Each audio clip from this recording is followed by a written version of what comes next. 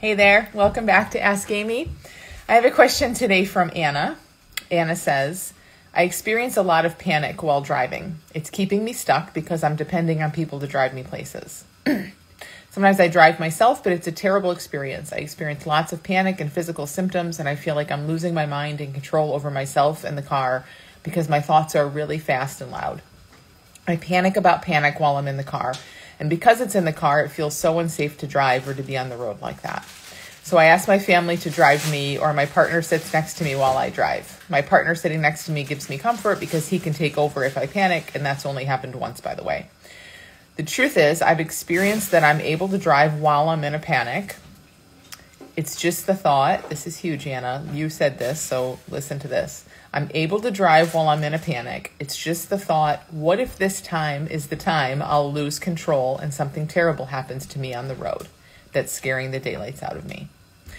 It'd be so freeing if I were more comfortable driving with that discomfort, but I'm really scared of it, so I avoid driving 95% of the time. I'd love to be able to drive again. My habit is avoidance. Your books have been immensely helpful. I just can't seem to change this habit and drive more. I feel really lost with this. Okay, Anna, so I'm glad you sent this, and I get this question all the time, and me too. I just want to say it again for everyone. There's no special thing called driving anxiety, just like there's no special thing called health anxiety or whatever other anxieties there are, right? They come up like the anxious thoughts and feelings might tend to be around certain topics, but it just doesn't matter. I mean, health anxiety could be driving anxiety, could be anything. I had anxiety about swallowing food. I mean, all of this is the same, and it's incredibly normal and simple. So just to say that up front, this isn't a driving issue, and I think you know that, and I think that alone is so big to see, because the mind, when we're listening to the mind, all it's talking about is the road and the threats and the what if and this and that and the freedom you're losing and all of that. And so it really, even though you do know better, I can tell it by how you ask the question, it can really start to sound like this is a driving issue, and it's just not. It's an issue of thought and feeling paralyzed. It's just like you say in here. It's some sensation arises, conditioned sensation arises, some scary, untrue thoughts, no different than any other nice thoughts you might have. They're just certain thoughts that have certain sensations. They come up now out of habit, out of conditioning when you get in and around the car, and that's it. And there's a lot of fear, and as you say, a lot of panic about those sensations and those thoughts. Nothing to do with driving per se. It's a fear of experience. So again, I think we're on the same page there, but I just want to lay that out. So I think it's really brilliant. I'm going to read this part again, and because you said it, you see this, and this is it's so simple, but the toughest thing is for us to let it stay simple, because the mind does not, if we're listening to thought, which we are when we're feeling this way, the mind does not want anything to do with simplicity. Everything's complicated, and it needs to have reasons and overthink it and do stuff. And all of that is just thought. That's just what thought does. It loves to complicate and talk about things and try to solve problems. And honestly, it's really good news. This is not a problem that needs to be solved. It's not a complicated problem. It's nothing that your mind needs to think about. Your mind might think about it, but it isn't doing anything. It's just thought churning. So when you say, and this is you saying, it's just the thought, what if this is the time when I'll lose control and something terrible will happen to me on the road that's scaring the daylights out of me? Let it be exactly that simple. Now that thought, we're going to call it a thought, what if this is the time when something really horrible happens? That might show up in words in your head. You might hear that. You might see images. You might have memories of past times of feeling anxious in the car. It might not show up that way at all, and it might just be more about a lot of sensation. You might just look at your car and your heart starts pounding, but it's all the same thing. It's exactly what you said. It's being afraid of a blip of psychological experience, whether that psychological experience shows up as sensations, as thoughts, as all of it, as images. It's all really the same. It's psychological experience showing up in, different forms and manifesting in different ways, but it's the exact same thing. And it has nothing to do with you, and it has nothing to do with driving. And it's just what's likely to come up. And it might not come up. And it might come up a lot. Who knows? But what you can do is keep this so incredibly simple.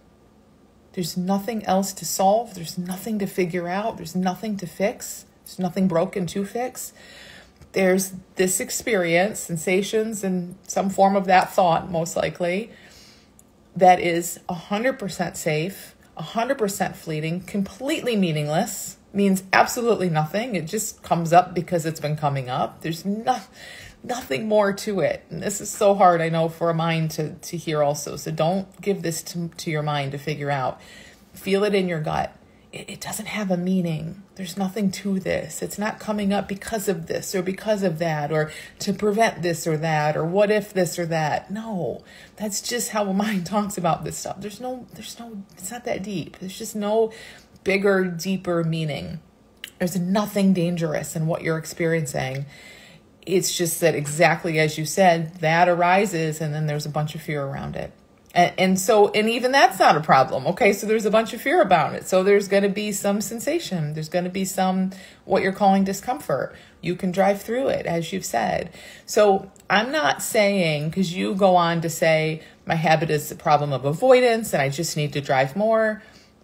I'd back off on that a little bit. I'm not saying that. This is not about exposure therapy. I mean, that's exposure therapy. Just get in the car and do it. I'm not saying that's not helpful at times. It definitely is. But it's not that. That's not where to focus.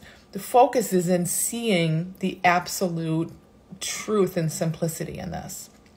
All that's happening is the same thing that happens when you have a dream. You go to sleep, you have a bad dream, you feel all the stuff in your body, the character in the dream's running around trying to fix things. You wake up, it's gone. This is absolutely no different. This is no more real. This is no more of a threat. This is no more personal at all. Let it stay that simple. And as it stays that simple, naturally, most likely, as you're talking about kind of, I wish I felt more comfortable driving with this discomfort, your comfort, so to speak, in this feeling, in that experience, in these conditioned reactions, probably going to go up when you really see, wow, all that's happening here is I'm essentially falling asleep and having a nightmare and then I wake up from it. It's no different from that. This has nothing to do with anything else. Then yeah, I mean, we tend to be a little less scared, and maybe it will look something like you find a bigger capacity to feel this and you find yourself driving through it more and more, and then it just fades because it's not getting a lot of attention. It may look something like that, but watch how your mind is really trying to turn that into the fix. And there's no fix. It's not going to necessarily look like that. We don't know how it's going to look. And this is not about just getting yourself to drive more. It's really about you just really having a deeper and deeper knowing, a growing knowing of exactly what you already know, what you said here. That this is a thought, images, memories, sensations, putting on a show, that there's zero that's dangerous about that. I know your mind will say, yeah, but I'm behind the wheel. Mine did too. I talked to hundreds of people with driving anxiety, maybe thousands. And we just don't get anxious and get in accidents the way the mind plays that out, the way the mind paints that picture. It just doesn't work that way. So there are no special circumstances that are actual issues we need to look out for here. This is all about you seeing this as psychological experience that feels very scary, but only because it's felt very scary for a while. There's nothing dangerous, inherently dangerous, nothing unsafe, nothing real, nothing to fix in any of this. It's just to see it more clearly.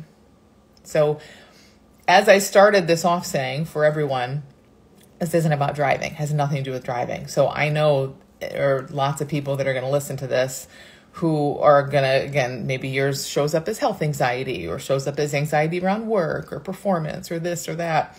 It's the exact same thing, We could substitute any circumstance and it's going to be the same. So I hope that's helpful, Anna. Thank you for sending your question. Send your questions to askamy@thelittleschoolofbigchange.com, and I will speak to them soon. Have a great day, everyone.